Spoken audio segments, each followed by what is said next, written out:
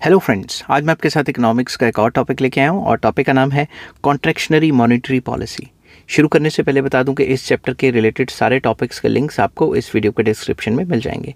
तो चलिए शुरू करते हैं without wasting any time. Contractionary monetary policy is a macro economic strategy used by central banks to reduce inflation, stabilize currency value and prevent economic overheating। तो basically contractionary monetary policy central banks तब बनाते हैं जब economy में बहुत ज़्यादा पैसा आ गया होता है, इन्फ्लेशन आ गई होती है और करेंसी की वैल्यू को गिरने से बचाने के लिए कॉन्ट्रैक्शनरी मॉनेटरी पॉलिसी लेके आते हैं, या फिर डियर मॉनेटरी पॉलिसी भी इसको कहा जाता है, जिसमें रेट ऑफ इंटरेस्ट बढ़ा दिया जाता है ताकि लोन्स की सप्लाई को कंट्रोल किया जा सके इकोनॉमी में। By decreasing the money supply and raising the interest rates, central banks aim to curb excessive spending and borrowings, thereby controlling price levels and maintaining long term economic stability. तो इसके अंदर क्या होता है, मनी सप्लाई को कम किया जाता है। सेंट्रल बैंक्स जो है मनी सप्लाई को कंट्रोल करते हैं, कम करते हैं, रिड्यूस करते हैं इकोनॉमी में, रेट ऑफ इंटरेस्ट बढ़ा देते हैं ताकि जो फालतू का खर्चा कंज्यूमर्स कर रहे हैं या इन्वेस्टमेंट्स कर रहे हैं प्रोड्यूसर्स, वो कम हो और प्राइसेस को कंट्रोल किया जाए और लॉन्ग टर्म में स्टेबिलिटी लेके आई जाए प्राइसेस के अंदर। ठीक है, अब ऑब्जेक्टिव्स क्या हैं कॉन्ट्रैक्शनरी मॉनेटरी पॉलिसी के? The primary goals includes number 1 controlling inflation, reducing excessive demand that drives up prices. तो ये जो डिमांड है उसको कंट्रोल करना, जब पैसा ही अवेलेबल नहीं होगा तो डिमांड कहाँ से करोगे, ताकि प्राइसेस को कंट्रोल किया जा सके, डिमांड पुल इन्फ्लेशन को कंट्रोल किया जा सके। Next, stabilising currency value. Higher interest rates can attract foreign investment. अगर इंटरेस्ट रेट्स हायर कर देंगे तो बाहर से फॉरेन इन्वेस्टमेंट्स आएंगी, जिससे स्ट्रेंथनिंग ऑफ डोमेस्टिक करेंसी। जब बाहर से इन्वेस्टमेंट्स आएंगी तो हमारी करेंसी की डिमांड बढ़ेगी, जिसकी वजह से हमारी करेंसी की जो एप्रिसिएशन हो जाएगी। समझ गई बात, हमारी करेंसी स्ट्रेंथन करेगी, मजबूत होगी। Next, preventing asset bubble. तो tightening credit helps to avoid speculative bubbles in the real estate and stock market. अगर आपको लोन्स इजीली अवेलेबल होंगे, आप घर खरीदते रहोगे, ज़मीनें खरीदते रहोगे और शेयर मार्केट में पैसा लगाते रहोगे, तो उनके प्राइसेस तो काफ़ी बढ़ जाएंगे। तो एक टाइम आ जाएगा, बबल बन जाएगा, फिर ब्लास्ट हुआ तो आप महंगे रेटों पे फंसे रहोगे। तो इसको प्रिवेंट करने के लिए भी जो है कॉन्ट्रैक्शनरी मॉनेटरी पॉलिसी बनाई जाती है। Next, encouraging savings. Higher interest rates incentivise saving over borrowings. तो सिंपल वर्ड्स में, जब भी रेट ऑफ इंटरेस्ट बढ़ते हैं तो आप सोचते हैं यार लोन लेने से अच्छा पैसे जोड़ ही लें, तो सेविंग्स पे भी अच्छा खासा रेट ऑफ इंटरेस्ट आपको मिल जाता है, तो एफडीज वगैरह बढ़ती हैं। समझ की बात। तो अब आ जाता है tools of contractionary monetary policy या instruments of contractionary monetary policy. ऐसी कौन कौन सी चीज़ें जिसको चेंज करके मॉनेटरी पॉलिसी के थ्रू जो है मार्केट में मनी सप्लाई को कम किया जा सकता है। Central banks implement contractionary policy through several की इंस्ट्रूमेंट्स। तो सबसे पहला आ जाता है रेजिंग रेट्स, इंटरेस्ट रेट्स को बढ़ाया जाता है। इसमें क्या है, central bank increases the benchmark interest rates, जिसकी वजह से रेट ऑफ इंटरेस्ट के बढ़ने की वजह से बोरोइंग्स महंगी हो जाती हैं, तो लोग बोरो नहीं करते, इन्वेस्टर्स बोरो नहीं करते और मार्केट में फ्रेश लोन्स कम आते हैं। तो इसमें बैंक रेट को बढ़ा दिया जाता है, रेपो रेट को बढ़ा दिया जाता है, रिवर्स रेपो रेट को बढ़ा दिया जाता है।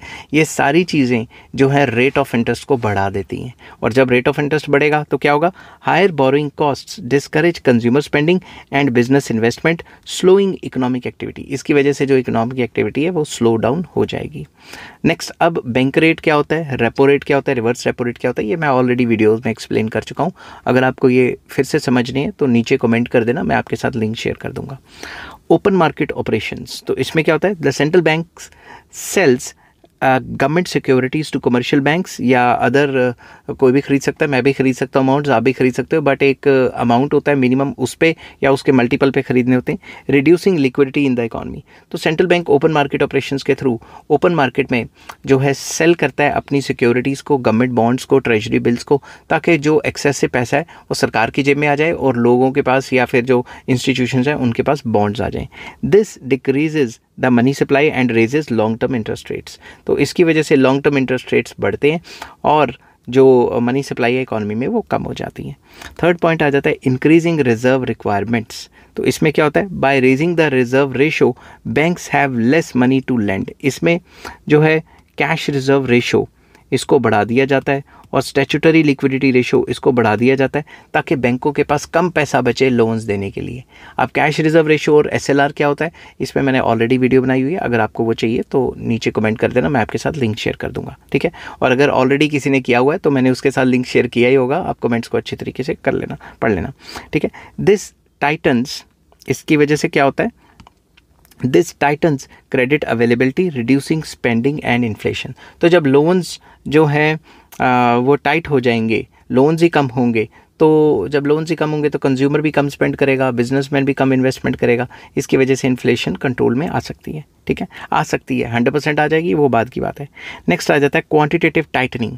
जो पिछली वीडियो मैंने बनाई थी उसमें क्वांटिटेटिव ईजिंग का था, जिसमें एक्सपेंशनरी मॉनेटरी पॉलिसी थी। जो कॉन्ट्रैक्शनरी मॉनेटरी पॉलिसी है इसमें क्वांटिटेटिव टाइटनिंग कर दी जाती है, लोन्स आसानी से नहीं मिलते। ठीक है, it is opposite of quantitative easing, where the central banks reduces its balance sheet by selling long-term securities. This further contracts the money supply and raises long-term interest rates. तो quantitative tightening कर दी जाती है, आसानी से loans नहीं दिए जाते, rate of interest बढ़ा दिया जाता है और बैंकों को कह दिया जाता है कि फलां जगह पे आपने लोन देने हैं, इसी सेक्टर में लोन्स तब दो जब कोई ज़्यादा मार्जिन रिक्वायरमेंट कर देगा, या फिर आप लोन्स को डिस्करेज करो इन सेक्टर्स में। ठीक है, और सेंट्रल बैंक की बात माननी ही पड़ती है छोटे बैंक्स को।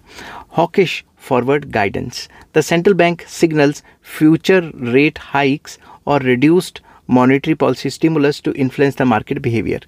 तो बेसिकली मार्केट के बिहेवियर को चेंज करने के लिए जो है हॉकिश टाइप की फॉरवर्ड गाइडेंस दी जाती है, जिससे लोगों को पता लग जाता है कि फ्यूचर में ऐसा होगा वैसा होगा, तो वो आज अपने खर्चे कम कर देते हैं या इन्वेस्टमेंट्स कम कर देते हैं।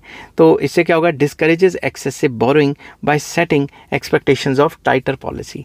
कि फ्यूचर में वो और कहते हैं कि भाई हम और ज़्यादा रेट ऑफ इंटरेस्ट ऐसे कर सकते हैं और ज़्यादा लैंडिंग बोरोइंग में ये चीज़ कर सकते हैं, उसकी वजह से जो आज का जो इन्वेस्टमेंट्स हैं या आज की जो स्पेंडिंग है वो गिर जाती हैं। ठीक है, अब आ जाता है इफ़ेक्ट्स क्या होंगे कॉन्ट्रैक्शनरी मॉनेटरी पॉलिसी के। तो सबसे पहले positive effects, lower inflation, very important, reduced money supply and higher borrowing costs, slow down या स्टेबलाइजिंग प्राइसेस। तो सिंपल वर्ड्स में अगर मनी सप्लाई कम हो जाएगी या फिर रेट ऑफ इंटरेस्ट बढ़ जाएंगे, उससे क्या होगा, लोग लोन्स ले लेंगे, डिमांड कम हो जाएगी, डिमांड कम होगी तो प्राइसेस गिरने शुरू हो जाएंगे और स्टेबलाइज हो जाएंगे। नेक्स्ट, स्ट्रॉन्गर करेंसी, इसकी वजह से हमारी करेंसी की वैल्यू बढ़ेगी। Higher interest rates attract foreign capital, जितना ज़्यादा रेट ऑफ इंटरेस्ट हम बढ़ाएंगे उतना फॉरेन कैपिटल हमारे कंट्री में आएगी। Increasing demand for domestic currency, जिसकी वजह से हमारी करेंसी की डिमांड बढ़ेगी और हमारी करेंसी स्ट्रॉन्गर बनेगी। Next, sustainable growth, it prevents overheating and speculative bubbles, promoting the long term stability। तो इसकी वजह से जो जितने भी एसेट बबल्स हैं स्टॉक मार्केट के या फिर हाउसिंग बबल्स हैं वो जो है फूट जाते हैं जल्दी, और उसकी वजह से लॉन्ग टर्म ग्रोथ के चांसेस ज़्यादा रहते हैं। नेक्स्ट आ जाता है increased savings, higher returns on saving accounts and bonds encourage financial prudence. तो सेविंग्स बढ़ती हैं क्योंकि रेट ऑफ इंटरेस्ट बढ़ जाता है, तो इसमें सेविंग्स तो बढ़ेंगी ना। फिर अब इसके नेगेटिव इफेक्ट्स क्या हैं, सबसे पहला reduced economic growth, higher interest rates can lead to lower GDP growth and even recession. अगर रेट ऑफ इंटरेस्ट बढ़ाएंगे तो जीडीपी तो कम हो जाएगी क्योंकि लोन्स ही नहीं लेंगे, लोग डिमांड ही नहीं करेंगे सामान का। ठीक है, उससे जीडीपी कम हो सकती है, रिसेशनरी सिचुएशंस आ सकती हैं। Higher unemployment, businesses may cut jobs due to decreased consumer spending and higher borrowing cost. तो बिजनेसमैन को जब महंगे रेट पे लोन मिलेगा तो वो एक्सपेंशन नहीं करेगा, उल्टा जो बंदे रखे हैं उनको निकाल भी सकता है, तो इससे अनएम्प्लॉयमेंट क्रिएट हो सकती है। Debt burden increases, existing loans with variable rates become more expensive. आपके जो एग्जिस्टिंग लोन्स चल रहे हैं वो भी ज़्यादा एक्सपेंसिव हो जाएंगे। Straining household and firms, तो इससे हाउस होल्ड और फर्म्स के ऊपर ज़्यादा जोर पड़ेगा और डेट बर्डन उनका बढ़ जाएगा।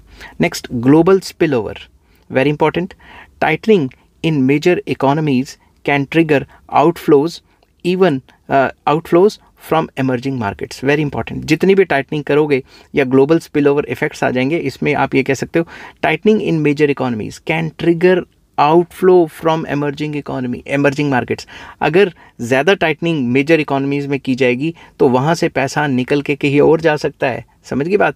तो पैसा कहीं और चला जाएगा तो उधर का उधर चला जाएगा, तो ये भी नेगेटिविटी हो जाएगी। ठीक है, contractionary monetary policy is essential for controlling inflation and maintaining economic stability but comes with trade-offs including slow growth and higher unemployment। तो contractionary monetary policy है तो ठीक है, बट चक्कर सारा का सारा ये है कि अगर आप कॉन्ट्रैक्शनरी मॉनेटरी पॉलिसी लेके आते हो, प्राइजेस भी मेंटेन हो जाते हैं, इकोनॉमिक स्टेबिलिटी आ जाती है, मगर इसके ट्रेड ऑफ्स बहुत ज़्यादा हैं। इससे ग्रोथ रेट कम हो जाती है, अनएम्प्लॉयमेंट जो है वो बढ़ जाती है। तो central banks must carefully calibrate their actions to avoid excessive tightening which could trigger recession। तो सेंट्रल बैंक्स को इतना केयरफुली काम करना है कि इतनी ज़्यादा टाइटनिंग ना कर दें कि मार्केट में पैसा इतना कम हो जाए कि रिसेशन ही आ जाए। समझ गई बात? तो इसको इस लेवल पे चला के चलना है कि इकोनॉमी में नेगेटिव असर भी ना हो और जो एक्सेसिव मनी सप्लाई है वो भी ना रहे। आई होप ये वीडियो आपको पसंद आई होगी। अगर पसंद आती है तो please like, share and subscribe. Take care, bye bye.